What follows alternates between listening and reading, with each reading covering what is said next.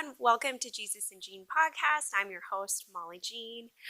Today, we are going through Luke 6. I am so excited to dive into this chapter. This chapter kind of mirrors Matthew 5 with some other stories put in there as well. Also, happy Wednesday. Is it as gloomy and rainy in your neck of the woods as it is in mine? That will not stop me from having the joy of the Lord today. I do want to let you know, I told you guys last week I'm moving. So next week I will be driving cross country. So there will be no podcast next week. I just want to let you guys all know that so that you're not expecting something. But if you follow me on Instagram, you can follow along as I travel across the US if that interests you. I'm sure that during the drive, God will share some wisdom and nuggets because it's times like that where I'm reflecting in the car for many, many hours that He usually tells me these beautiful truths and nuggets, and I will be sharing them if He does that. So, again, no podcast next week, but let's get started in Luke chapter 6. So, starting in verse 1 of chapter 6, it says, "On a Sabbath, while he was going through the grain fields, his disciples plucked and ate some heads of grain, rubbing them in their hands. But some of the Pharisees said, 'Why are you doing what is not lawful to do on the Sabbath?' And Jesus answered them, 'Have you not read what David did when he was hungry?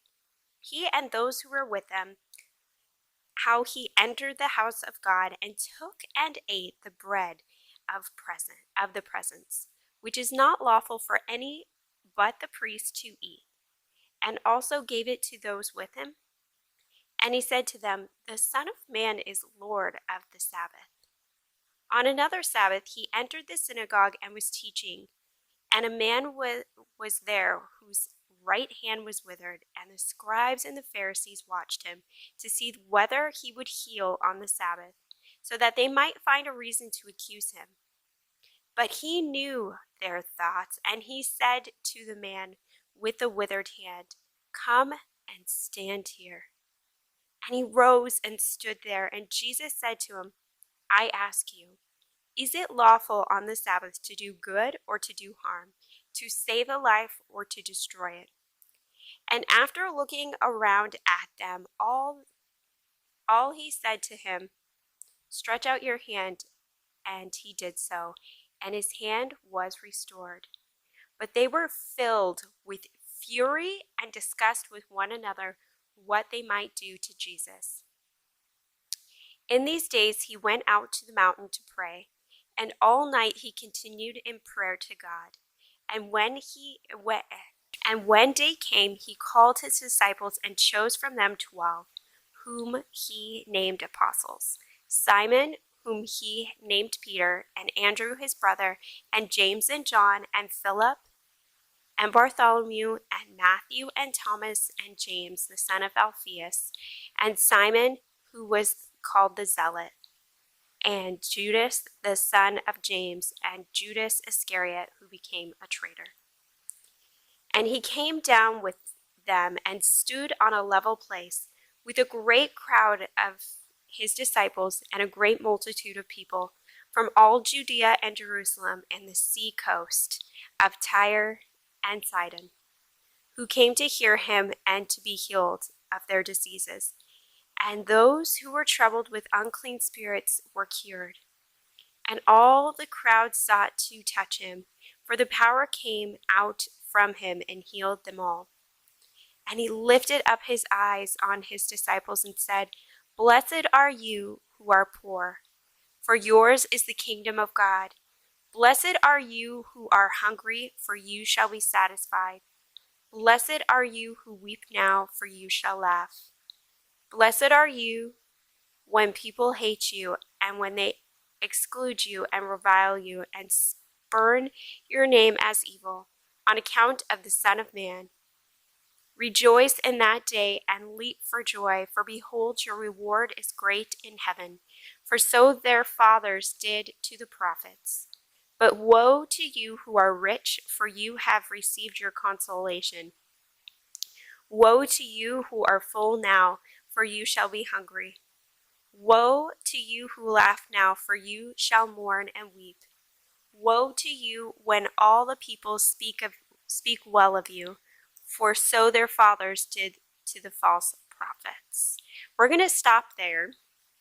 There is so much to chat about in just that first section. So in that first section, the first thing that we see is that on the Sabbath, there are two occasions where we see Jesus is doing things with his disciples that the Pharisees find unlawful to be done on the Sabbath. So when Jesus comes and he is speaking and teaching, in all of the things that he is saying, he is basically asking us to examine our hearts. Like, what are the intentions that we are doing these actions out of? For instance, the Sabbath. The Pharisees kept it to the letter of the law. But their intention was not to do or be what the Sabbath was created for. It was to appear more righteous than other people. The Sabbath was created for man. Jesus says that the Sabbath was created for man to rest. To rest, to commune with your family and your friends, to worship the God of gods and the Lord of lords and the King of kings, to worship the Father. He set up this time for us to rest, to rejuvenate us, to relax, to restore ourselves for the coming week. He didn't want us to be stressing about this time frame. Oh, I can't cook a meal, and I can't light a fire, or my house has to be all clean before sundown. That wasn't his intention behind the Sabbath. And that is what the Pharisees were making it, and even the Jewish people. Because even today, that is still the tradition. Like, I can't be at work. I have to be home. I have to, have the house clean. Everything has to be made ahead of time, which is great. That way you are not stressing out when the Sabbath comes. And that's cool and that's awesome. And they do go to service. They do go to synagogue on the Sabbath, and they commune with each other and they worship God. And that part is good, because we should be worshiping God and communing with our friends and our family and our community during that time, during the Sabbath. But when it becomes this rigorous rule, right, that you have to do it just this way, and there is no room for flexibility, there's no room for adjustment, there's no room, you have just taken God out of it and made it all about you being righteous. Does that make sense? And so I think the reason why there are two instances, there are two examples of the Sabbath and how Jesus was communing. Like in the first one, he was communing with his disciples, and his disciples got hungry, so they took and they ate. And the Pharisees always get super offended when Jesus brings up like David, who was very revered. He was very like this, as I said in a previous podcast, he was a powerhouse.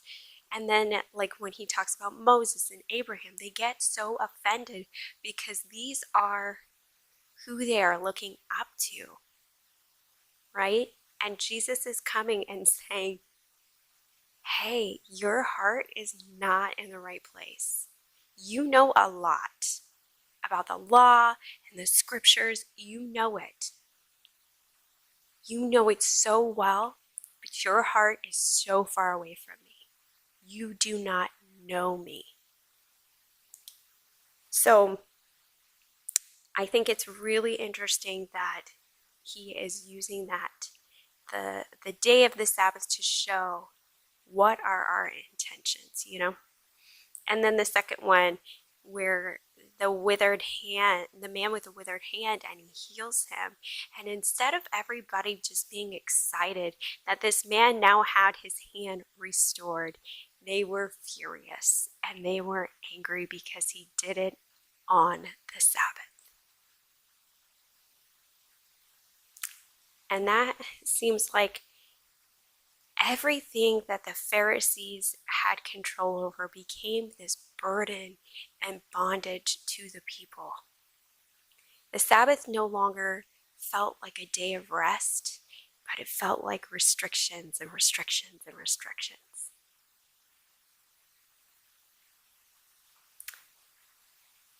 So, moving along, so we see that Jesus went to a mountain and he prayed all night, and he continued in prayer to God. And then he chose his 12. So I can only assume that he was asking the Father, that they were discussing who would be the 12. And then Jesus picked. And I've said this before, but if Jesus went by himself to pray, then we need to do the same. And then going down a little bit further, we hear something very familiar. He says, "Blessed are you who are poor, for yours is the kingdom of God." And he goes through these, blessed are you, and they read a little bit different than when we heard it in Matthew. And my favorite part about this is verse 23, when he says, "Rejoice in that day, leap for joy, for behold, your reward is great in heaven, for so their fathers did to the prophets." So, again, look at your heart. Look at your heart. If you hunger and thirst for righteousness, you will be satisfied. If you hunger and thirst for God, you will be satisfied. Blessed are you who weep now, for you still laugh. Blessed are you when people hate you and when they exclude you and revile you and spurn your name as evil on account of the Son of Man. Rejoice in that day. So when it's talking about like, but woe to you who are rich, for you have received your consolation. Woe to you who are full now, for you shall be hungry. Woe to you who laugh now, for you shall mourn and weep. Woe to you when all people speak well of you, so their fathers did to the false prophets. So remember, because when you read these, for me, if I just read them without context, I'd be like, what does this mean? He doesn't want us to laugh. He doesn't want us to be full. Like, what's going on? But we have to remember the heart of Jesus, the intentions, the character of him. And so when he says, woe to the rich, again, we are talking about people who have a love for money, who have a love for material stuff. They are storing away for themselves riches on earth. Now remember, there will be nothing for them in heaven. And then the next one says, woe to you who are full now. So we've talked about this a few times, and I've used the analogy of the world holds like a carrot in front of you, and you're just trying to get that carrot. So the world will give you, the fill of what you desire right now, and you will feel full and like you're doing great. But you will be hungry, because none of that which the world can give you will satisfy your hunger and thirst for your God-shaped hole. We all have a God-shaped hole.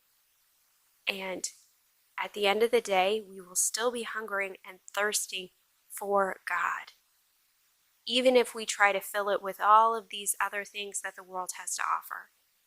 That emptiness is still going to be there.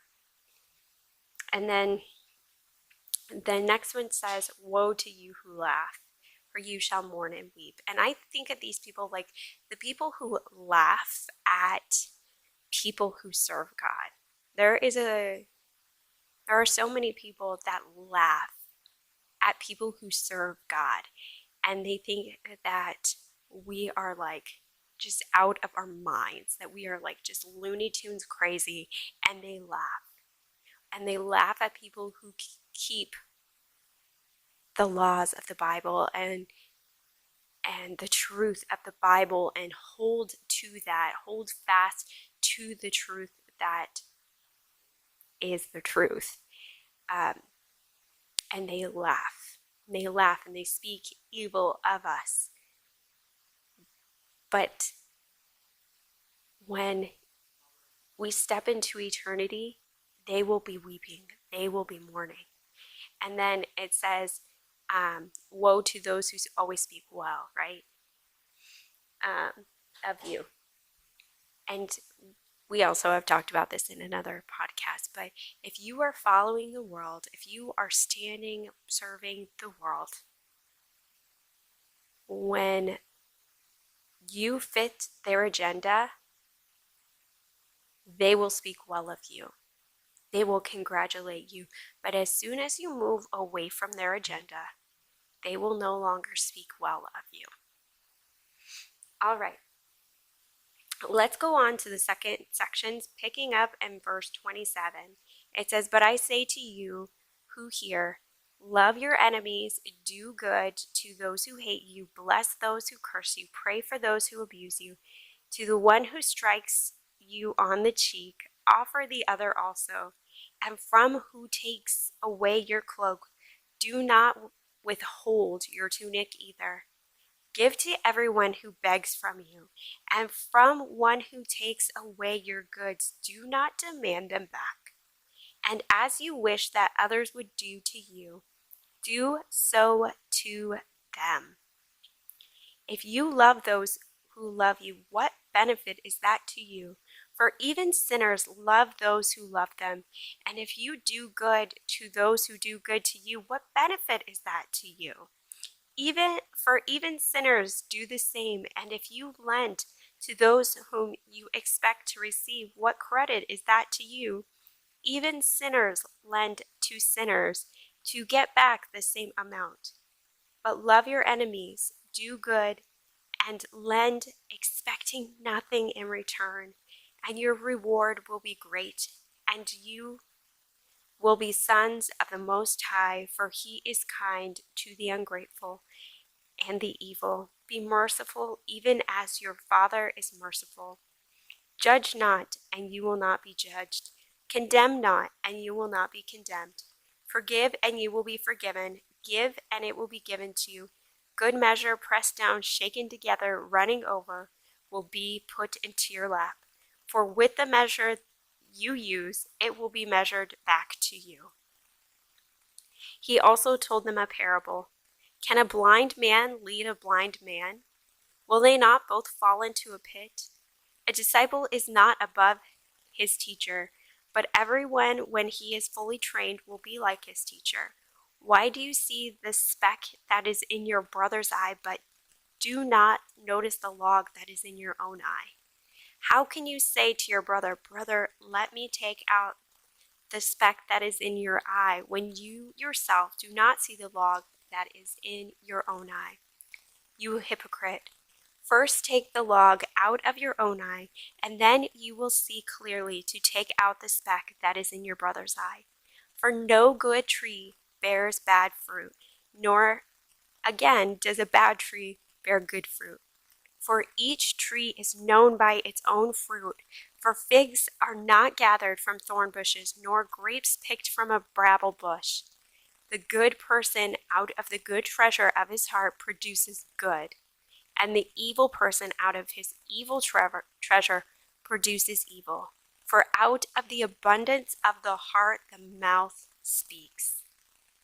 Why do you call me Lord, Lord, and not do what I tell you? Everyone who comes to me and hears my word and does them, I will show you what he is like. He is like a man building a house who dug deep and laid the foundation on the rock. And when a flood arose, the stream broke against the house and could not shake it, because it had been well built. But the one who hears and does not do them is like a man who hears and does not do them is like a man who built a house on the ground without foundation. When the stream broke against it, it immediately fell, and the ruin of that house was great.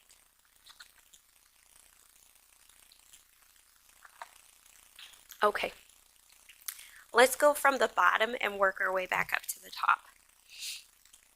So when he is talking about building your house on the rock, so he says, why do you call me Lord, Lord, when you do not do what I tell you? Gets me right here in the heart.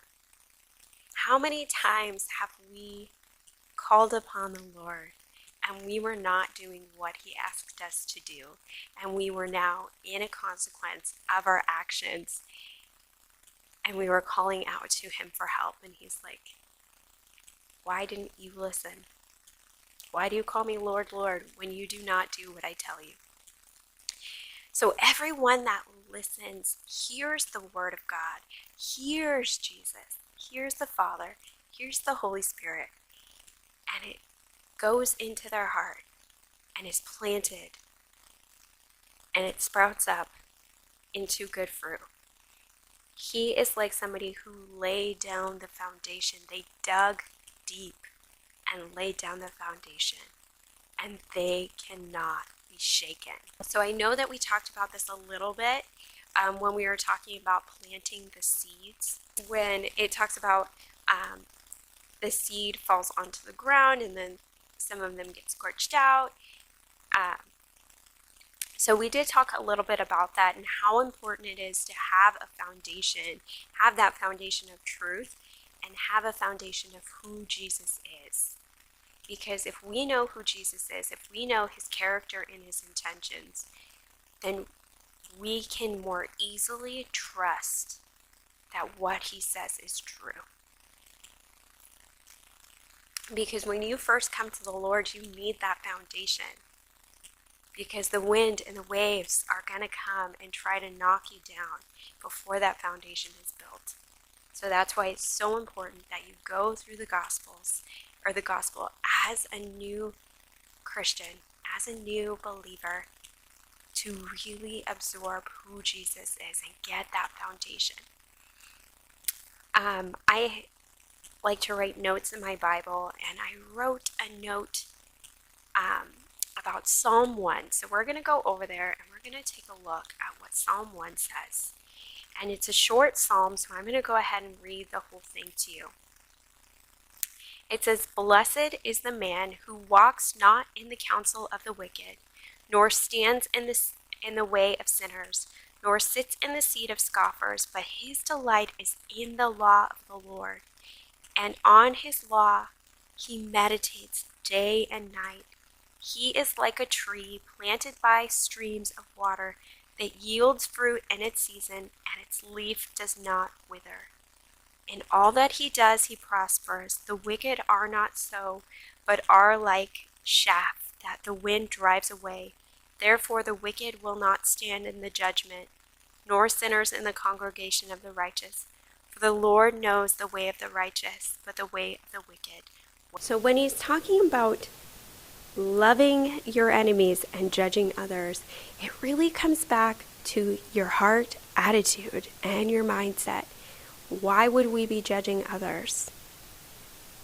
If our heart is in the right place and we know that we all fall short of the glory of God, right? And that we can only be redeemed by Jesus Christ, then why are we judging others, right? It says, first, remove the speck from your own eye. So before we look at anybody else's life, we need to look at ours and see what needs to be fixed. What would God ask us to change or to fix so that we are more righteous in His eyes before we go and try to fix our brother? So before we judge, before we look at anybody else's issues, problems, look at your own and see, come before the Lord and see how He would like you to fix the things in your own life. Now, it's another thing if that person comes to you and is like, hey, I'm struggling with this. Then sure, you can give advice, you can walk with them, you can stand with them, but in love, right? In gentleness and kindness and patience. Get where I'm going with that? And faithfulness. And then love your enemies, right? So if we are abiding in Jesus and bearing good fruit, one of them is love, right? So we should be praying for our enemies. We should be loving our enemies. And that doesn't mean, like I spoke in the last podcast, that doesn't mean that we are inviting them into our house so that they can do harm to us. No. You need to still have prudence and wisdom to know when somebody is trying to obviously do evil to you. But you can pray for them. You can be praying for them that the Lord would change their heart, change their mind, or give you compassion for them. Give you wisdom how to pray. Lord, how can I be kind to them? How can I be kinder? Is there an act of service I could do for them? Because when we are kind to people, it changes their heart too. If you are always kind to somebody and they are always really rude to you, eventually they're going to ask you why you're always nice. And you're going to say, because I abide in Jesus, right? It changes people's hearts when we are kind. We don't know what other people are going through. We don't know why somebody might be rude here and kind here. Most of the time when people are rude to other people, they do not remember you the next time. They weren't like, oh, I was so rude to her. Sometimes they do, but most of the time they've forgotten that they were even rude to you in the first place. And then they come in again and they're kind. And you're like, wow, they were so rude to me before, but now they're kind. So that is why we need to be walking in the fruits of the Spirit and responding in them, responding in love and joy and peace and patience, kindness, gentleness. Because faithfulness, because when we do, we will change the people around us. Joy is infectious. It is infectious. When people are joyful, people might get mad and be like, oh, they're so happy all the time. But eventually, they are going to want to know why you're so joyful. No matter the situation, no matter the circumstances, you are still being joyful. You still have peace. You're not worrying about what chaos is coming around you. No matter how that person spoke to you, you are still responding out of kindness. It's going to change the people's hearts around you. It will. It might take some time, but it will. So abide in Jesus. Abide in Jesus. He says, blessed are those who people speak evil. Blessed are you when people hate you and when they exclude you and revile you and spurn your name as evil on account of the Son of Man. Your reward is great in heaven. So, my encouragement to you today is not only to find the rest in the Lord, to Sabbath, to have peace, to rejuvenate, to spend time with family and friends, turn off your phone, commune with God, worship God, spend time with Him, but also to love, to be kind, to abide in Jesus so that you bear good fruit. Remember, it's all about the heart intention. When we have a good heart attitude, everything else will be better. So that's all I have for you today. This is Jesus and Jean podcast, and I'm your host, Molly Jean. I hope you guys have a great rest of your Wednesday, and I'll see you back here on Friday for Matthew 7. Bye.